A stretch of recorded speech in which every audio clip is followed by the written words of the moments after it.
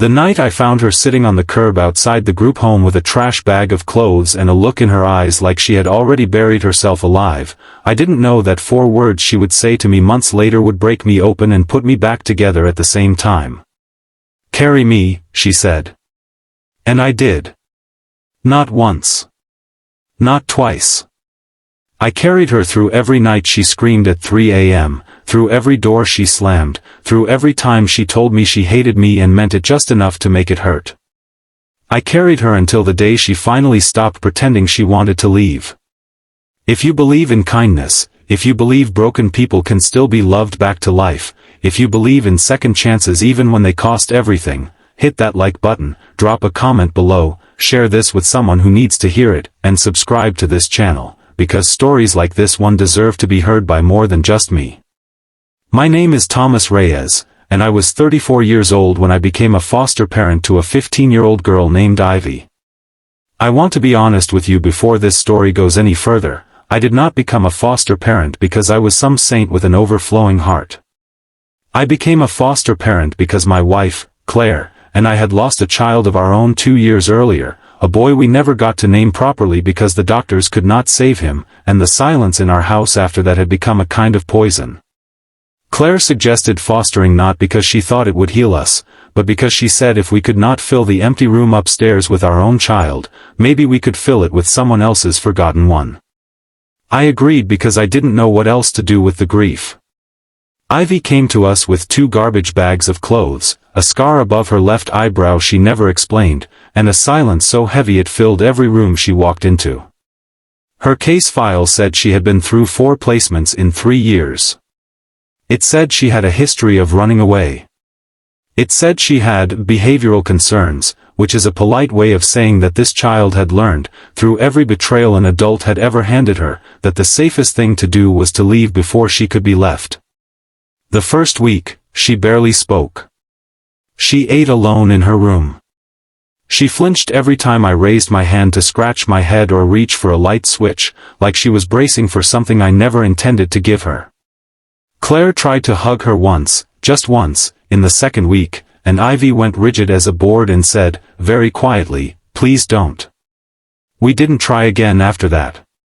We learned to love her from a distance, the way you might approach a wounded animal in the woods, slowly, with open hands, never expecting it to come closer, just hoping it wouldn't run. But Ivy ran anyway. 3 weeks in, she disappeared from school and didn't come home until nearly midnight, and when I found her 2 miles away sitting under a highway overpass with her knees pulled to her chest, she looked up at me with an expression that wasn't fear and wasn't defiance, it was exhaustion. The exhaustion of a child who had run so many times that running had become the only thing she knew how to do with her pain. I didn't yell at her. I just sat down next to her on the cold concrete and asked if she was ready to come home. She said, "This isn't my home. It's just where I'm staying until you get tired of me too." That sentence lived in my chest for a long time. Over the following months, the pattern repeated itself in different forms. She would let herself get close, laugh at something Claire said, ask me to help with her algebra homework, sit with us during a movie, and then, almost like clockwork, she would sabotage it. She would say something cruel to push us away. She would threaten to run. She would tell her caseworker she wanted a new placement. It took me a long time to understand that this wasn't cruelty. It was self-preservation. She was testing us the only way she knew how, over and over, because somewhere along the way, every adult in her life had failed that test, and she needed to know how many more times we would fail before she let herself believe we might not. The turning point, though the kind you don't recognize as a turning point while it's happening, came on a rainy October evening almost 8 months after she arrived. Ivy had been out with a group of older kids from a different neighborhood, kids Claire and I had quietly worried about for weeks, and when she didn't answer her phone past 10 o'clock, I got in the car and drove through the storm looking for her. I found her nearly 2 hours later, alone, soaked to the bone, sitting on the front steps of a church 3 miles from our house, shaking so hard her teeth were chattering. She had twisted her ankle running from something, she never told us exactly what, and I never pushed, and she could barely put weight on it.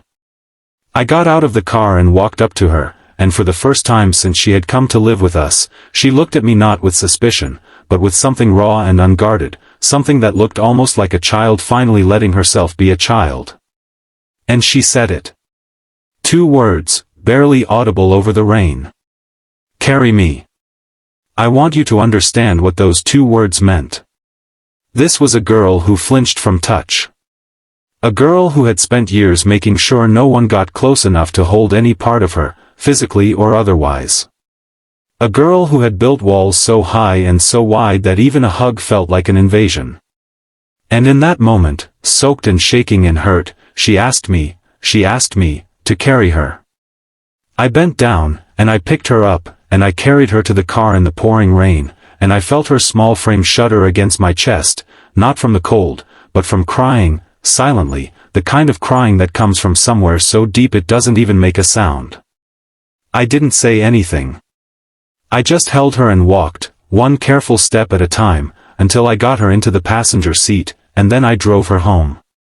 That night was the first night she let Claire sit on the edge of her bed and put a cool washcloth on her ankle. That night was the first night she said thank you and meant it. But I want to be clear with you, because this story wouldn't be honest if I made it sound simple. That night didn't fix everything. Healing is not a single moment. It is not a movie scene where the music swells and the girl transforms. The very next week, Ivy pulled away again. She told her caseworker she wanted to leave. She said we were, just like all the others. She packed one of her garbage bags halfway before Claire found her sitting on her bed, staring at the wall, unable to finish. I carried her again after that. Not physically this time, but in every other way a person can carry another person. I carried her to therapy appointments twice a week, sitting in the waiting room for an hour each time because she asked me to be there even though she never let me come in. I carried her through the anniversary of her mother's death, a day she had never told us about until she woke up screaming from a nightmare and I found her curled up on the bathroom floor at 4 in the morning. I carried her through failed friendships, through the humiliation of being held back a grade, through nights she told me she wished she had never been born and I had to fight every instinct in my body to argue with her and instead just sit with her in that darkness until she was ready to leave it. And here is the part of the story I think about the most, the part that still brings tears to my eyes when I tell it. About a year and a half after Ivy came to us, her caseworker called with news that her paperwork for a long-term stable placement was being processed, which was a formal way of saying that we could begin the process of becoming her legal guardians, if we wanted to, and if she wanted us to. Claire and I sat Ivy down at the kitchen table and told her the truth, that we wanted her to stay, not for a few months, not until her file processed her somewhere else, but for good, if she would let us. She didn't say yes right away. She sat there for a long moment with her hands folded in her lap, and then she said something I will never forget as long as I live. She said, "I keep waiting for the moment you'll be done with me. I keep packing my bag in my head every single day, just in case. I don't know how to stop." And I told her she didn't have to know how to stop all at once. I told her she could keep packing that bag in her head for as long as she needed to, and we would just keep unpacking it for her, every single day, for as long as it took. It took almost another full year. A year of small moments stacking on top of each other like stones building a bridge, a birthday she let us celebrate, a report card she proudly showed us instead of hiding, a night she fell asleep on the couch during a movie instead of retreating to her room the second the credits considered rolling. And then, one evening in late spring, almost 2 years after she had first sat on that curb with 2 garbage bags, Ivy walked into the kitchen while I was washing dishes, and she picked up a dish towel, and she started drying without a word, standing next to me at the sink like she had done it 100 times before. And then she said, so quietly I almost missed it over the running water, "I'm not going to run again." I asked her what made her say that. And she said, "Because I finally believe you're not going to make me." She had spent 2 years pretending she wanted to leave, because leaving first meant she never had to feel the pain of being left. And in that quiet kitchen moment, she finally let that pretending go. If this story has touched something in you, if it reminded you of someone you love, or someone who once carried you when you couldn't carry yourself, or a moment in your own life when you finally stopped running from love because you learned it was safe to stay, please take a moment right now to like this video and share it with someone who needs it. Let this story reach the people who are still out there pretending they want to leave, still testing whether anyone will stay. And before we close this chapter, I want to ask you something. Comment below with just one word, or one sentence, about someone in your life who carried you when you couldn't carry yourself. I read every single one, and I promise you, your words matter more than you know. Ivy is 19 now.